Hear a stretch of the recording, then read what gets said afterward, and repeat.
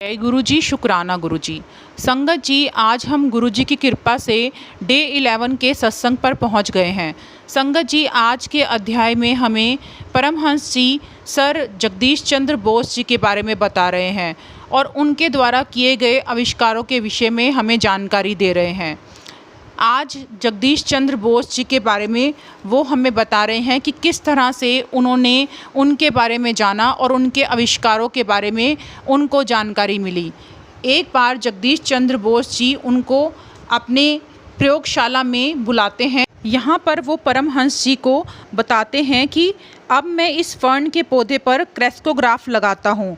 इसकी गतिविधियों का अनेक गुना परिवर्तित चित्र यहाँ पर उभरेगा।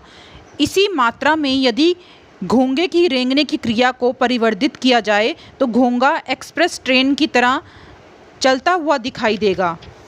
उन्होंने जो ये दिखाया उसको वो बहुत ही उत्सुकतापूर्ण दृष्टि से देख रहे थे।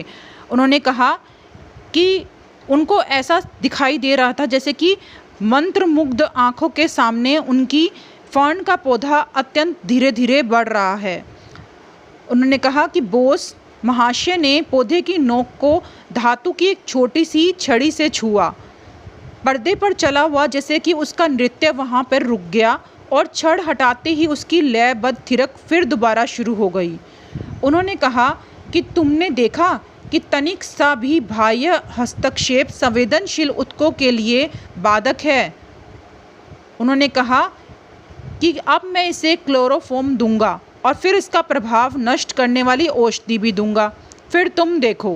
उन्होंने क्लोरोफॉर्म के प्रभाव से विकास को पूर्णतः रोक दिया और उसका प्रभाव नष्ट करने वाली औषधि से फिर दोबारा शुरू कर दिया।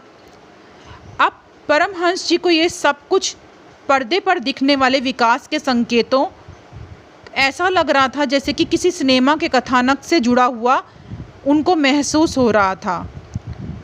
उन्हें लगा कि बोस महाशय उनको जैसे कोई सिनेमा दिखा रहे हों। उन्होंने कहा कि उस समय बोस महाशय ने फिर दोबारा उस फर्न के एक हिस्से में एक तीक्ष्ण औजार घुसा दिया और आकस्मिक वो दर्द से तड़पने का उसने संकेत दिया। जब उन्होंने पौधे के तने को ब्लेड से काट दिया तब छाया में ऐसा प्रतीत हुआ जैसे कि छटपटाहट सी दिखाई दे रही हो। फिर मृत्यु की अंतिम स्तब्धता में वह शांत हो गई। यहाँ पर परमहंस जी को जब जगदीश चंद्र बोस जी ये बता रहे हैं कि किस तरह से उन्होंने सफलता पाई एक विशाल वृक्ष को पहले क्लोरोफॉर्म देकर फिर उसका स्थानांतरण करने में।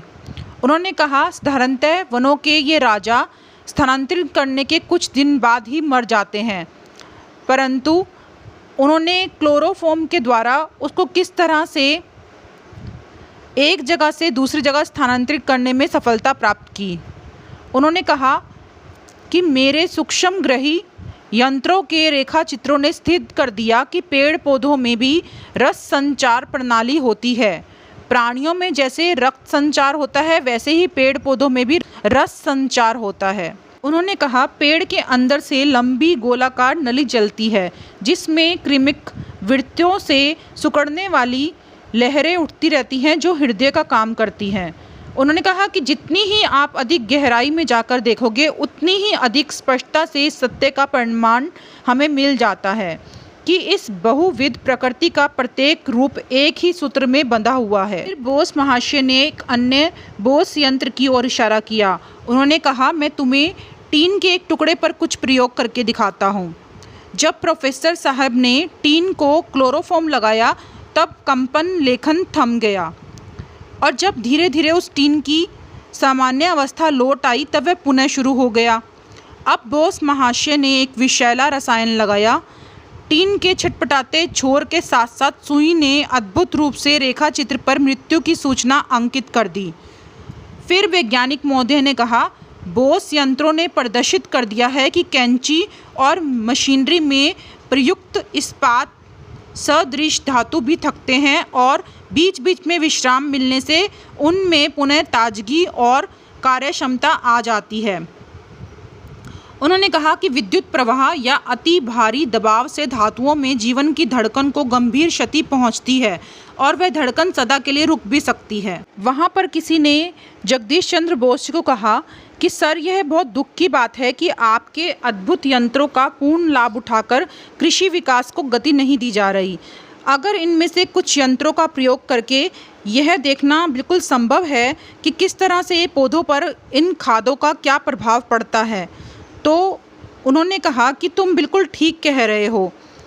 भावी पीढ़ियां बोस यंत्रों को यूज़ करेंगी और वैज्ञानिकों को उसके परिश्रम का तत्काल पुरस्कार कभी नहीं मिलता, उन्होंने बताया। बढ़ते वर्षों के साथ उनकी प्रतिभा में कोई कमी नहीं आई। उन्होंने फिर कार्डियोग्राफ के बारे में बताया।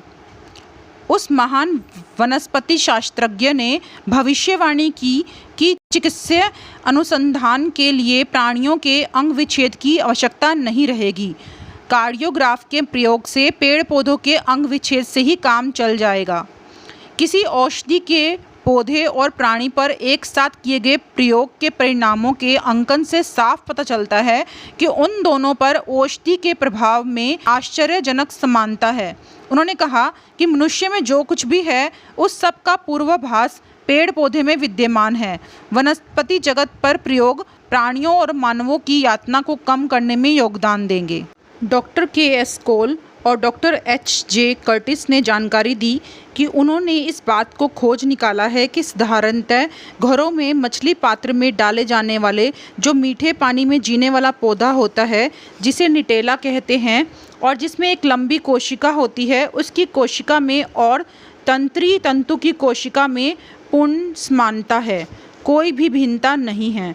इसके अतिरिक्त उन्होंने पाया कि निटेला पौधे के तंतुओं को उत्तेजित किए जाने पर वे विद्युत तरंगें निर्माण करते हैं, जो केवल गति को छोड़कर अन्य सब दृष्टियों से प्राणियों और मानव के तंत्री तंतुओं में निर्माण होने वाली विद्युत तरंगों के समान होती हैं। इस पौधे के तंतुओं की विद्युत तरंगें प्राणियों के तंतुओं की विद्युत तरंगों से कहीं धीमे चलती देखी गई हैं। इसीलिए तंत्रिकाओं में प्रवाहित होने वाली विद्युत तरंगों के प्रवाह के मंद गति चलचित्र लेने के लिए कोलंबिया यूनिवर्सिटी के अनुसंधानकर्ताओं ने इस आविष्कार को तुरंत उपयोग में लाया। इस प्रकार निटेला पौधा मन और स्थूल जगत के सीमा क्षेत्र के गुप्त रहस्यों की गूढ़ लिपि का अर्थ जानने में एक प्रकार से रोसेटा पत्थर की भूमिका अदा कर सकता है।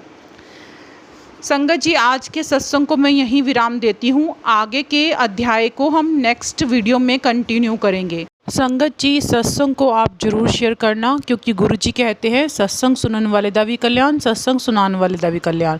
तो संगत जी, हम सबको मिलकर कल्याण का हिस्सेदारी बनना है और सत्संग को जरूर शेयर करना है। जय गुरु जी, शुक्राना गुरु जी।